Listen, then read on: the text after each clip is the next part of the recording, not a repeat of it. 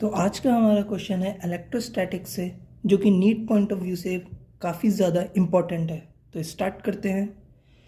A hollow metallic sphere of radius 10 centimetre. एक hollow metallic sphere है, ठीक है। उसकी रेडियस हमें दे रखी है 10 सेंटीमीटर, ठीक है। अब हमसे कह रहा है इस charged such that the potential of its surface is 80 volt. हमें सरफेस का पोटेंशियल दे रखा है जो कि 80 वोल्ट है, ठीक है।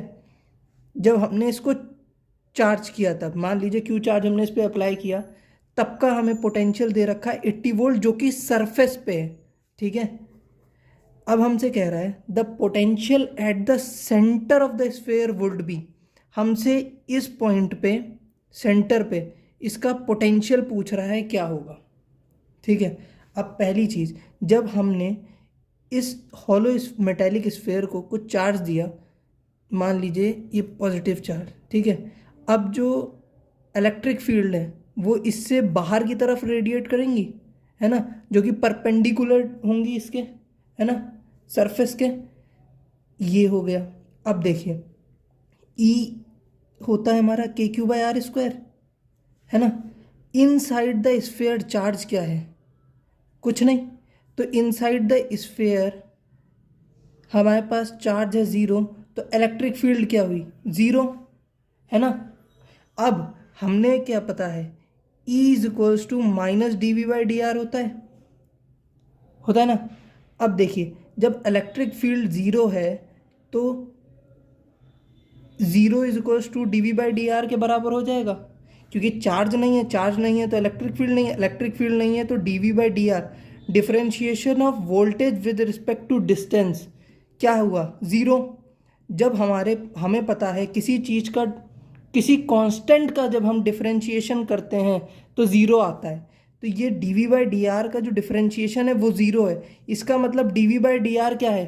कांस्टेंट, है ना। D V by D R is equals to constant. इसका मतलब जो हमारे पास डिफरेंशिएशन ऑफ वोल्टेज है वो कांस्टेंट है ना। इसका मतलब वोल्टेज हमारा चेंज नहीं हो रहा है, वो चीज़ कांस्टेंट है। ये चीज़ हमें यहाँ से पता चलती है, ठीक है। अब जब वोल्टेज कांस्टेंट है तो जो सरफेस पे वोल्टेज हमें दिया है वही तो सेंटर पे होगा, समझे। क्योंकि हमने प्रूफ कर दिया है कि वोल्टेज कांस्टेंट कैसे है ना। आप कांस्टेंट है जो सरफेस पे होगा वो सेंटर के बराबर होगा। इसका मतलब voltage at surface is equals to voltage at centre. तो वोल्टेज सरफेस पे कितना दे रखा है? 80 वोल्ट। तो सेंटर पे कितना हो गया? 80 वोल्ट। तो हमारा आंसर हो गया 80 वोल्ट, ठीक है।